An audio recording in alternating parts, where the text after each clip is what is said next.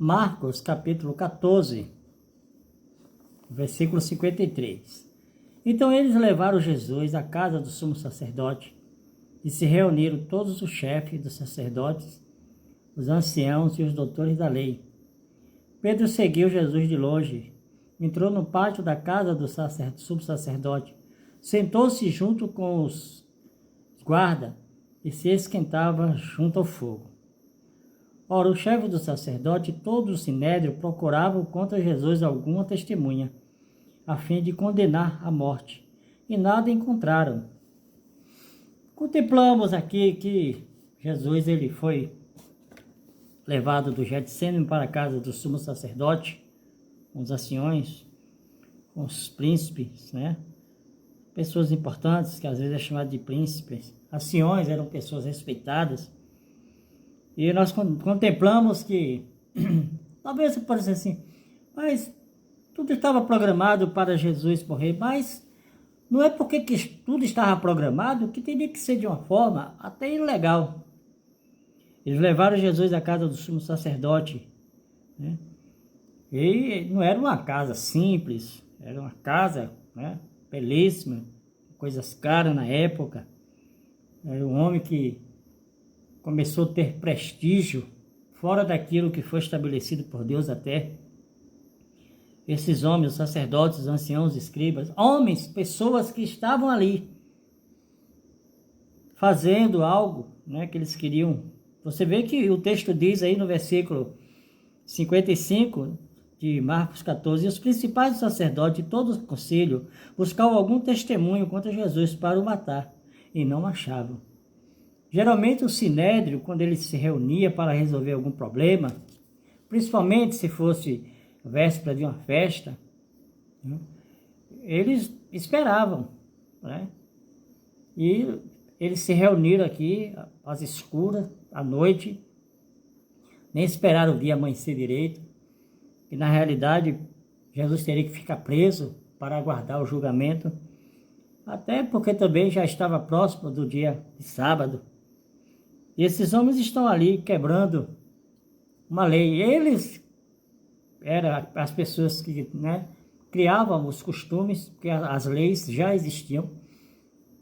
E são homens que estavam querendo matar Jesus. Mas os judeus eles não tinham esse poder, porque o domínio era de Roma. Mas eles queriam de alguma forma. Porque Jesus Cristo disse que o Filho do Homem será entregue aos gentios, isso é, aos romanos. Mas o próprio povo do Senhor Jesus Cristo que fez isso aí. Se encarregou de fazer a crueldade, de quebrar as leis, de quebrar os costumes. Esses homens eles não estavam preocupados, né, com os outros, estavam preocupados com eles mesmos. Prenderam Jesus de noite porque sabia que de dia não dava certo. E Pedro estava ali, né? Provavelmente a casa do sacerdote era perto ali do templo, tinha uma área espaçosa, porque o texto diz que estava junto com os guardas, com os servidores, né, com a fogueira se aquecendo, né, tentando passar um pouco do frio. Homens que estariam ali para cuidar, mas estavam tentando matar Jesus Cristo. Puramente inveja. Inveja. Porque Jesus estava atraindo as pessoas. Jesus estava pregando a mensagem que as pessoas não estavam mais indo a eles. E este homem está sendo um empecilho para nós. Versículo 56. Porque muitos testificavam falsamente contra ele, mas os testemunhos não eram conforme. As pessoas estavam ali falando de Jesus, tentando acusar Jesus. E levantando-se alguns, testificavam falsamente contra ele, dizendo: nós ouvimos dizer, eu derrubarei este templo e construído por mão de homens, e em 3 dias edificarei outro, não feita por mão de homens. Então Jesus Cristo tocou em algo assim, que para eles, para os judeus, o templo, né, era o centro das atenções. O templo era um lugar, segundo eles, onde Deus estava presente. E Jesus diz: olha, eu vou destruir esse templo feito por mãos de homens e vou, né, reconstruir em 3 dias. Jesus Cristo ali, ele não está falando de derrubar o templo. Está falando, né? Que ele vai morrer, mas ele vai ressuscitar.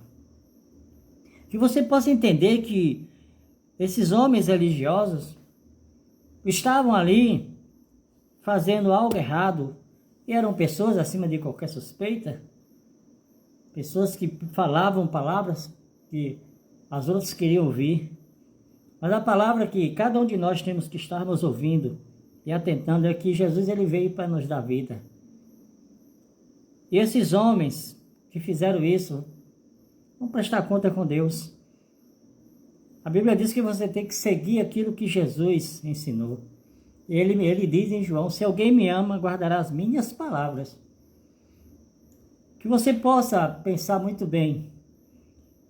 Certas pessoas estão pregando. Será que elas estão pregando a palavra mesmo? Ou está pregando aquilo que você quer ouvir? Então, escute o que Jesus diz.